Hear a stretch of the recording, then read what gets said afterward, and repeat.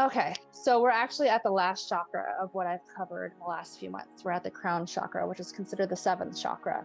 And the crown chakra is representative of pure consciousness. So there is no like physical binding in the body like the other ones. All the other chakras have some sort of physicality, are tied to certain body regions, certain health issues, whereas the crown is really our bridge, the bridge between our physical selves and our spiritual selves. It is the gateway, basically.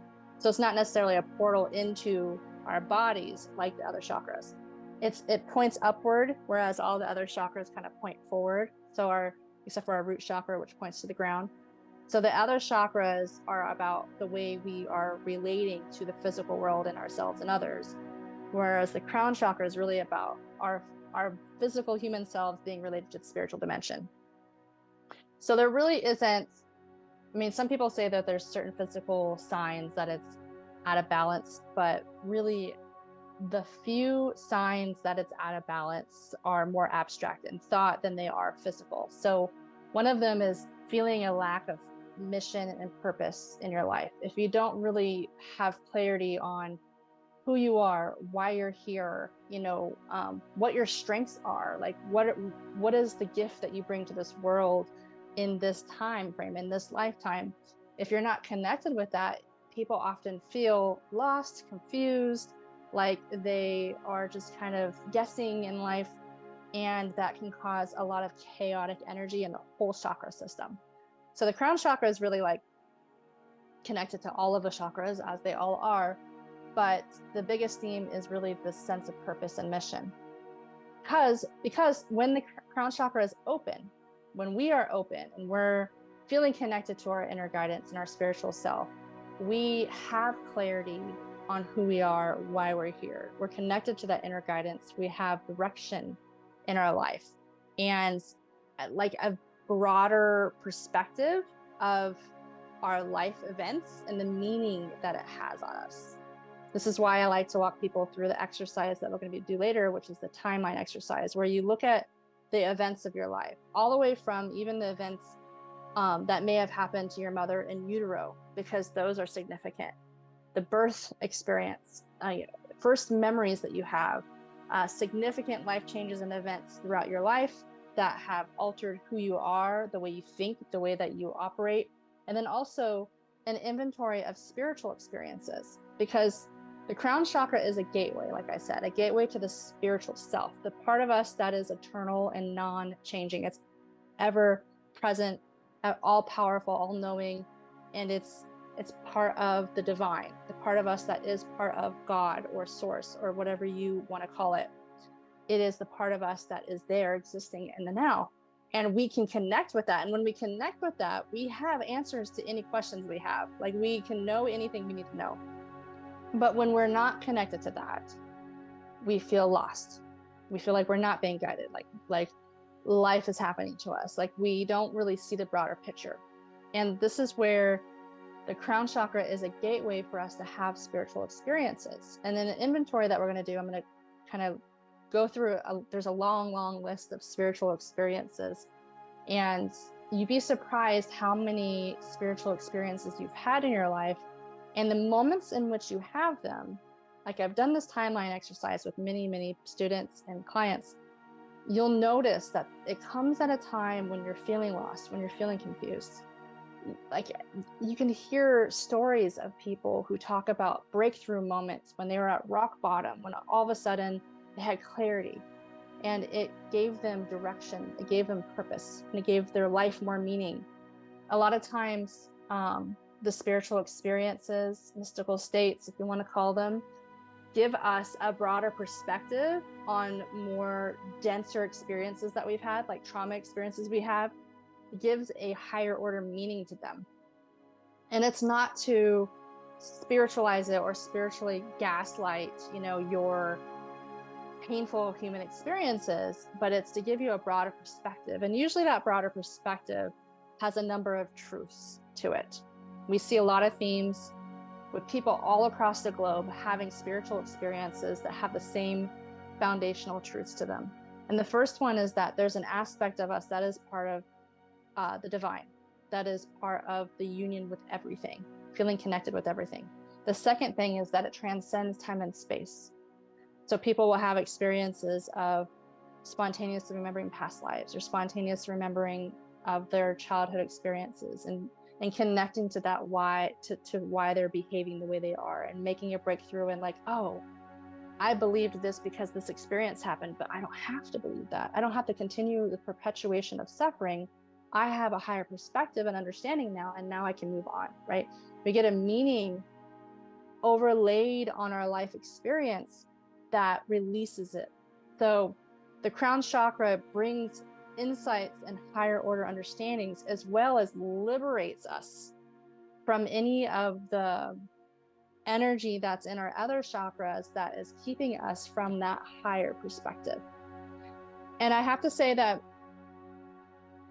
in the spiritual development process, it's easy to always understand maybe what the higher perspective is, but our human experience is very different from that. And so one of the hardest things for people is the reconciliation of the two.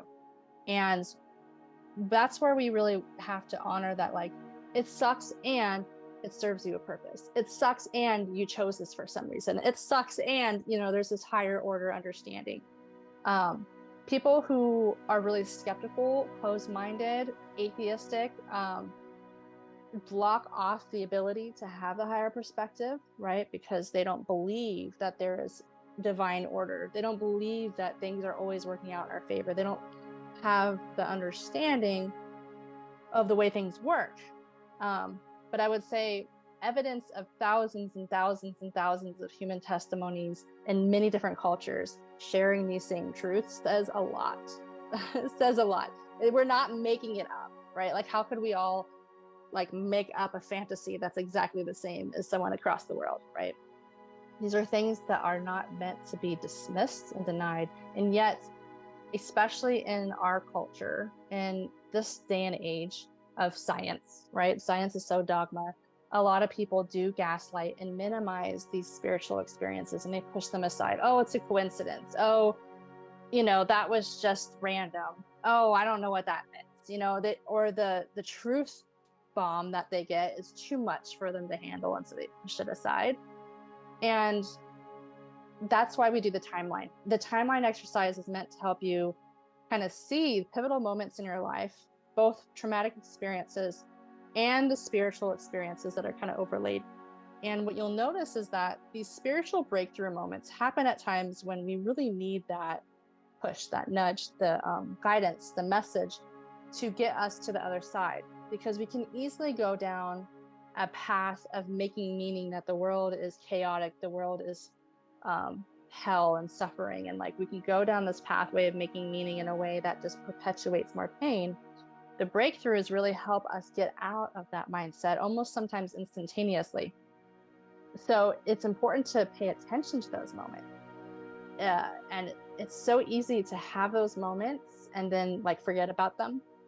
But one of the things that the crown chakra allows us to have this gateway into the spiritual dimension, when we can recall the moments that we've had of higher order clarity, we can remember the truth that we've been given and choose to learn to live from that. It's the difference between, reading a book and actually living the lifestyle that the book is telling you to do, right?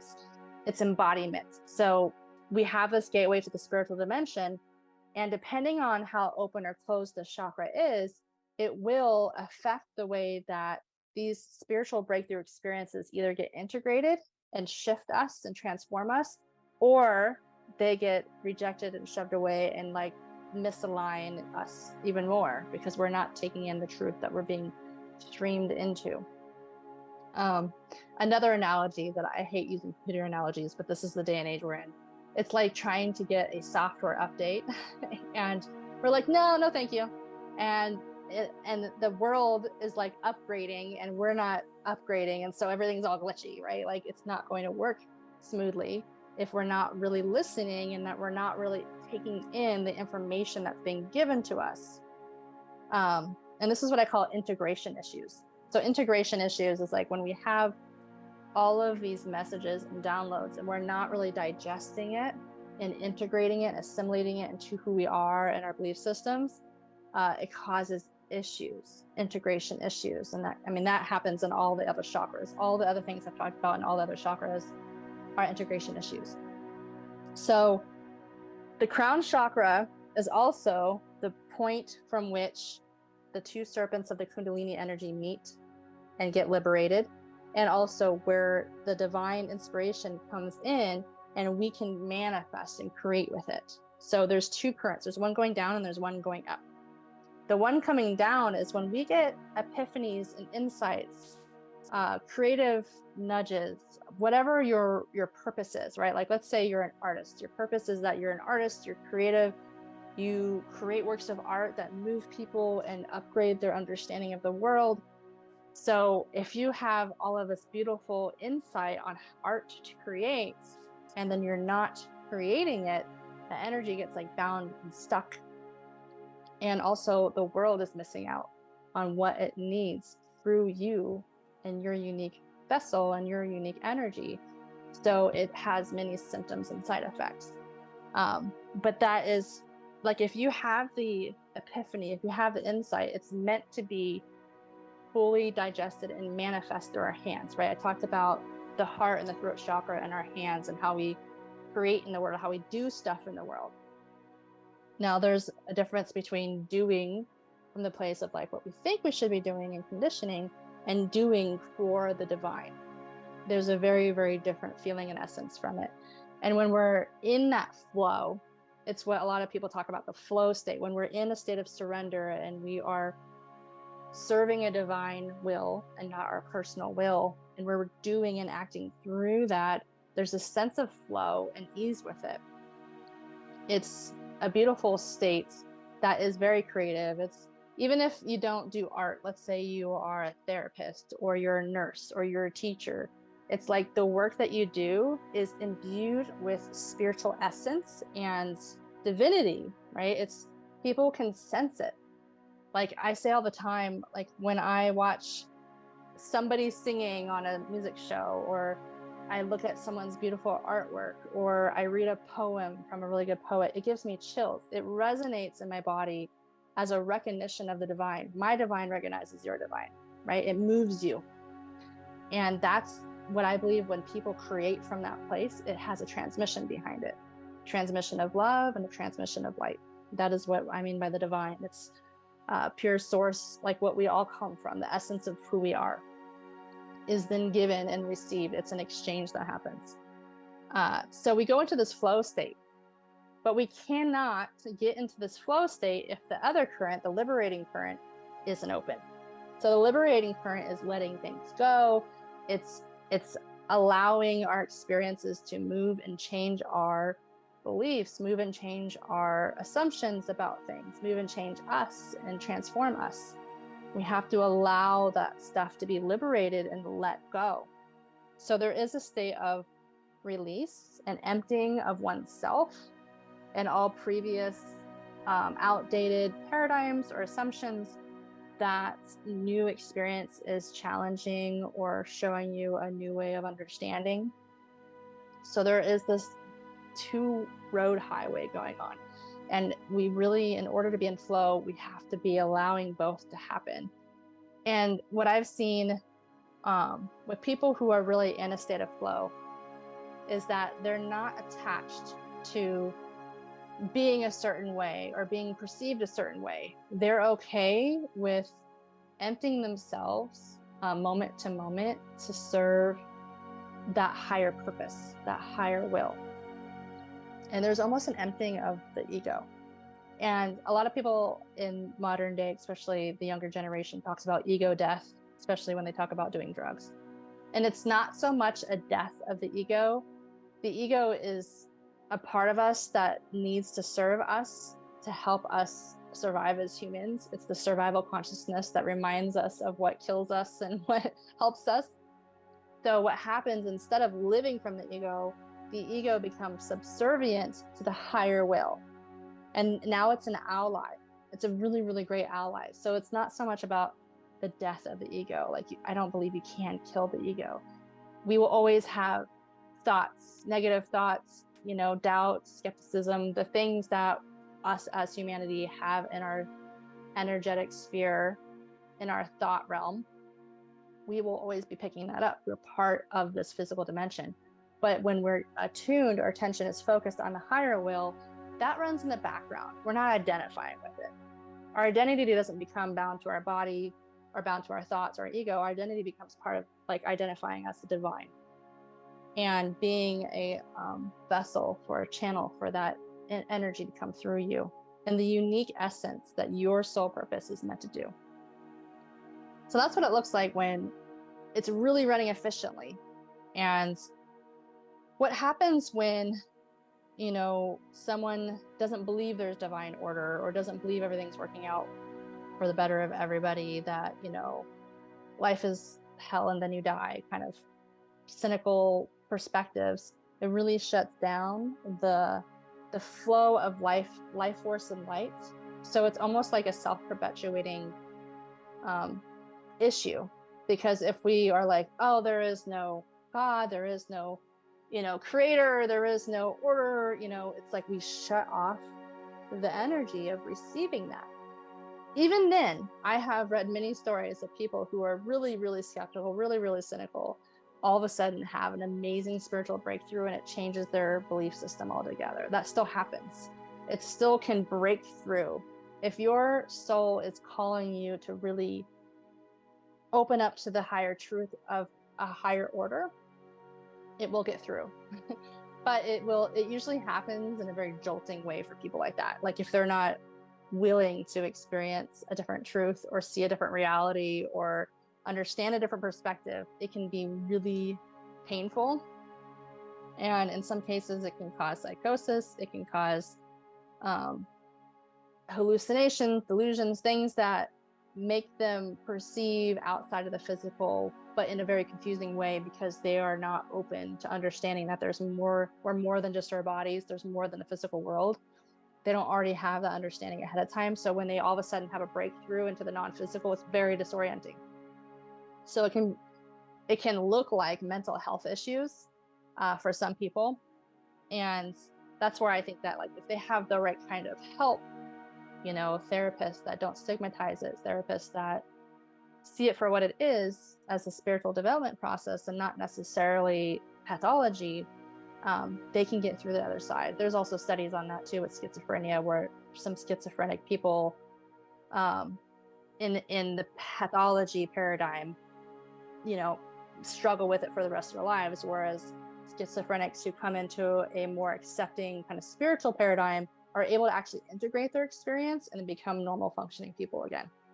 And it's the difference between our perspective on it, right? The difference is just perspective.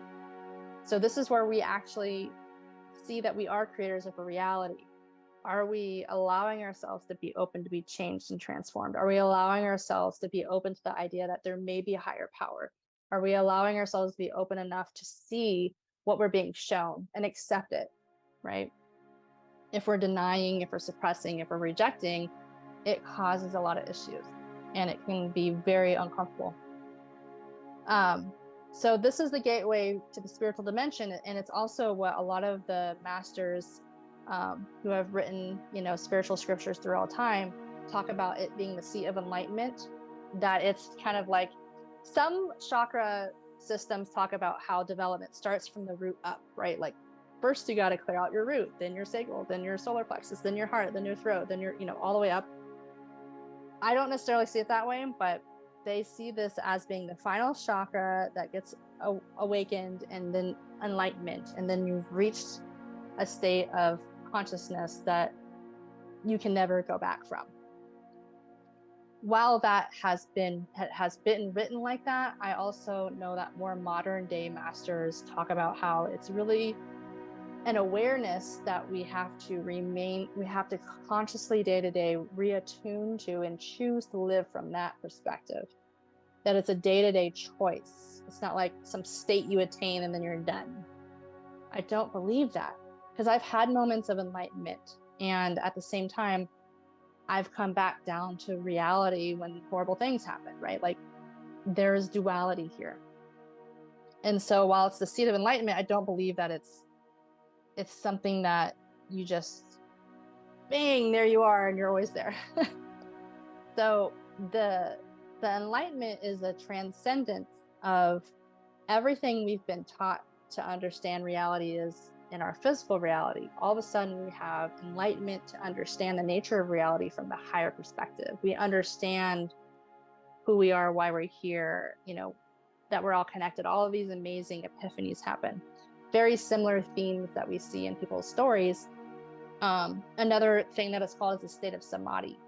State of samadhi, where it's like all of a sudden the barriers between you and everything else dissolve, and you feel in union with your body and your spirit, with you and the world around you, with you and the earth. All of these separate energies, suddenly you realize that you're all commingling and existing together.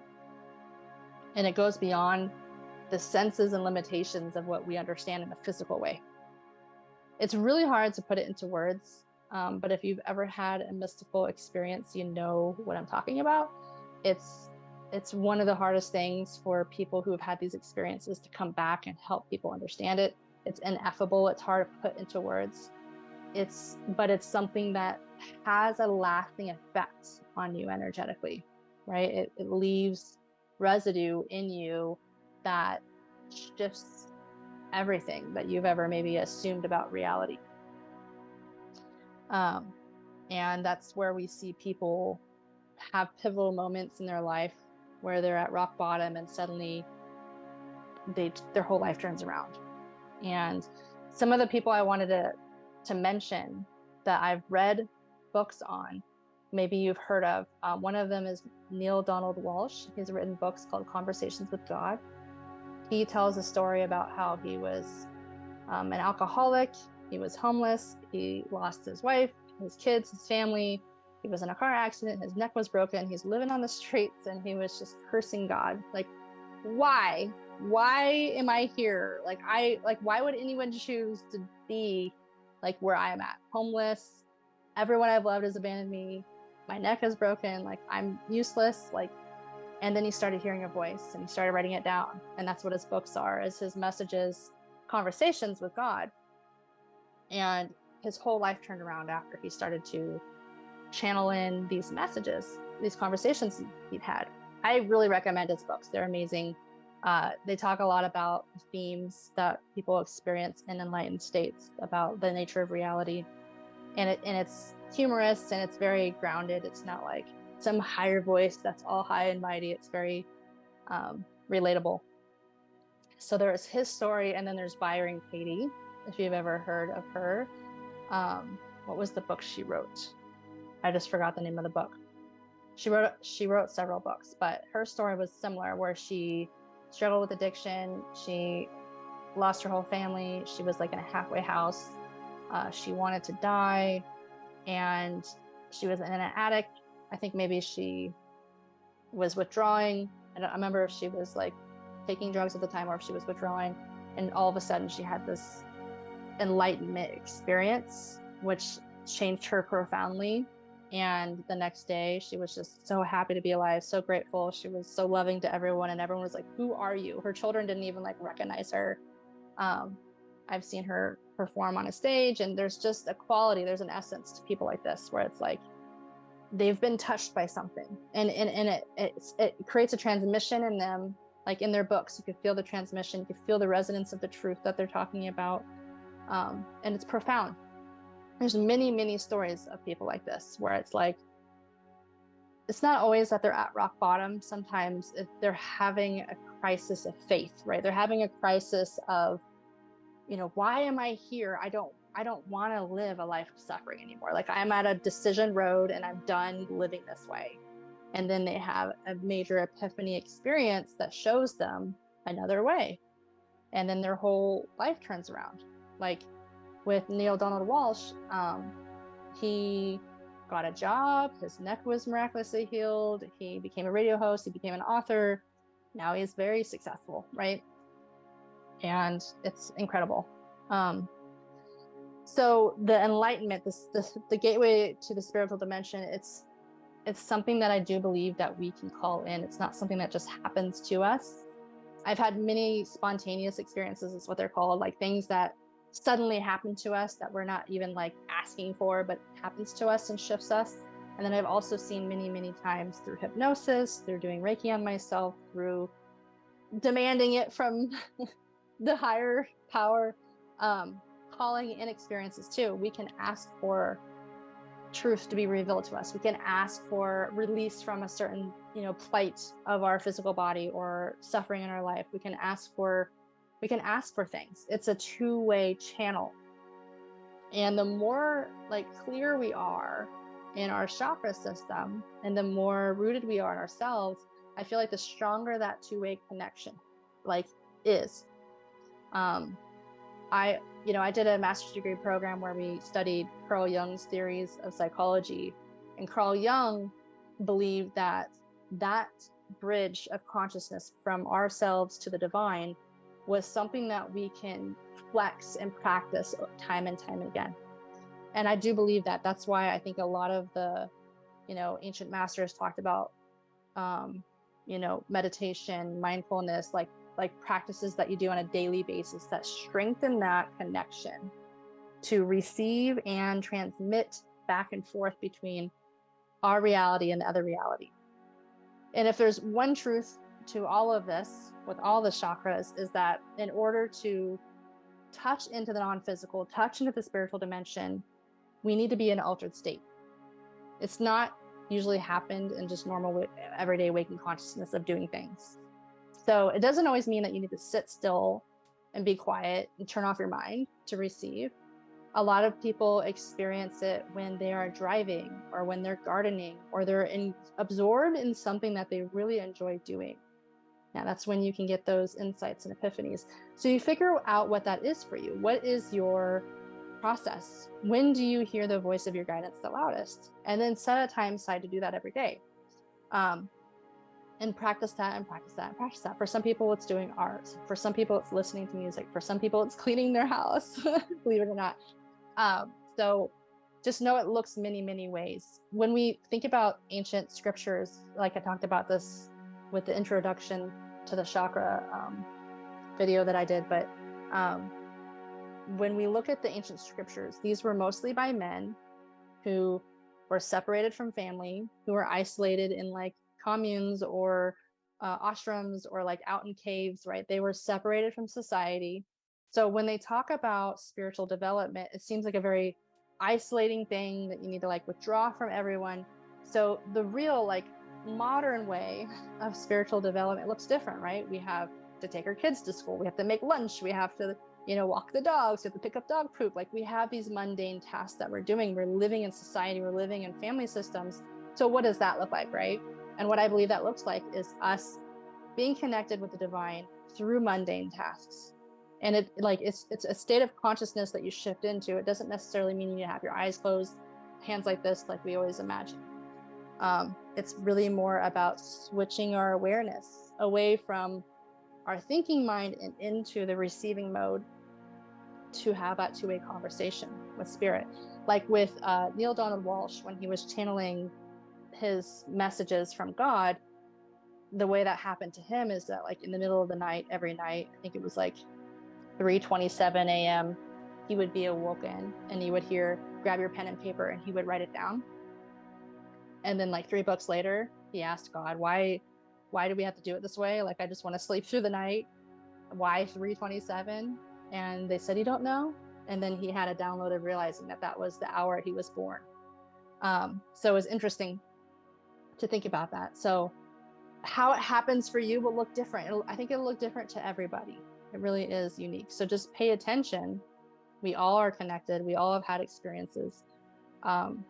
When has it happened for you? That's part of also why we're doing the timeline, because we want to show you what is the recipe, like what are the conditions from which you were able to access that guidance. For some people, it's like travel, taking a pilgrimage to some place, or backpacking or hiking or doing artwork, going to a symphony. I mean, all kinds of experiences can bring about this altered state of consciousness that allows us to receive that guidance more easily. And then you can also try out different ways too. It's always fun to play around with that. So just know that like the process of enlightenment from what it looks like in the scriptures is very different for modern day people. I think it's also just very different for women. There's not a large representation of spiritual scriptures written by women, unfortunately. And the few that were like contemplatives, where they were still kind of separated from society, didn't have children, right? They were dedicating to reading scriptures, to staying in like a place of inner concentration, which is just not the real day reality for women these days that have children. It just doesn't happen that way. So doesn't mean it's not accessible to us. And the last thing I wanted to talk about with the crown chakra is the psychic senses, right? Each of the chakras has a level of non-physical awareness. With the crown chakra, it's what's called claircognizance, which is clear inner knowing. And the way that happens, it's very unique how this happens. And it's probably like, I've done psychic development for like, I don't know, the last 7 years or something with people. And claircognizance is the one that people have the hardest time recognizing, because it comes in almost like a thought. It's not like you see something or hear something or taste something or smell something or feel something. It's a thought. It's like a knowing. The thing that's really helps to discern that it's guidance is that it comes with a strong conviction of truth behind it. It's like, somehow I know that what I'm receiving is just true. It hits you in a way that resonates. Like, I get chills when I have one of these thoughts. Some people get tingling, some people get a swirling motion. Like, you'll have your own way of knowing what's truth in yourself, but it comes in as a knowing, sometimes as like what they call a download, where it's like a chunk of information that suddenly you just get. And there's no way of really saying how you got it. It's like almost out of thin air. In fact, in the scientific world, they call it anomalous information reception. It's just like you anonymously have information that you shouldn't have, that you didn't know previously. And so in that sense, it is the hardest to kind of like recognize and discern that it's happening, except for the conviction and the resonance of truth that's behind it. And then some people get other physical symptoms when it comes in. And sometimes it comes in as just like our own inner dialogue, our own inner, like we're having a conversation with somebody. Some people might say that's clairaudience, but I do believe it's a knowing that comes in. It's like you're asking a question. This happens to me all the time. Like, I'll be asking a question about something in my heart as I'm going throughout the day, and then all of a sudden I'll get the answer, and I know that it's the answer because I've practiced. It comes in a different quality than my own thoughts. It comes in as a different quality than, like, I don't know, anything else. But if you're doing that and it's like an unconscious competency, which means like it's something you've been doing but you don't know you're doing, it's good. The work of psychic development is to begin to recognize when it is happening, so that you can start to recognize when it's happening, instead of just like it's happening in the background and you don't know and you're not really recognizing it. Because that's when we can miss messages, or we can think that, oh, I just made that up. How do I know that's mine? That's one of the biggest things I hear with people in psychic development, is like, how do I know I'm receiving something versus I'm making it up? And that's where you really need to practice being in those receptive states, whether it's through gardening or driving or meditation, being in those receptive states where you're receiving it. Because when you're in those receptive states, you know you're not creating it. You're so focused on something else that when it drops in, like it plops in, you know you're receiving it. Because like, I wasn't thinking about anything at this moment. Like, why would I suddenly think this thing? And then you start to recognize the quality of what that feels like. But the cool thing about claircognizance is that it's really factual, resonant, pure truth information. With the other psychic senses, there's a level of interpretation we have to do. Like when we're getting inner pictures or visions, we have to make meaning of it, right? We have to translate it somehow. Or I guess with clairaudience, like if you're literally hearing the voice of God, like Neil Donald Walsh does, there's not much interpretation to do. He would automatic write what he was hearing, so it was pretty much dictated word for word. But even in that book, he talks about how it's being filtered through Neil Donald Walsh's consciousness. It's coming out with a certain type of flair that is like streaming through his frequency and out of his body. So the way that God would sound to him may sound different to somebody else. So it's still being translated. With claircognizance, it's just pure download. Like there's no filtration. There's no misinterpretation that can happen. It's just pure truth. So to me, I do see it as like the purest, highest form of guidance that we can get. But like I said, it could be really easily stepped over or missed. So that is why I wanted to walk us through the timeline practice, because when we look back at life and spiritual experiences, there's so many different types of spiritual experiences, which I'll record that part too. Like there's a website, maybe I'll share the link when I share the video, of like 3,000 types of experiences. And I know that when I was like, oh yeah, I've had lots of experiences. And then I would look over the list, I was like, oh yeah, I had that experience too before. I've had that. And then I started to remember all of these things that have happened that I like was not in the front of mind awareness. So it's good to like bounce off of a list that can help you kind of pull out when you've had these experiences. And then the point of the timeline is to look at those experiences and really think about, did they change you? Did they change the way you saw yourself or the world or your purpose or your sense of mission? And how did it change you? And then how did one time to the next time change you? And really looking at the process of your life transformation, it's going to give you a rootedness and groundedness and seeing the bigger picture. And you'll see themes.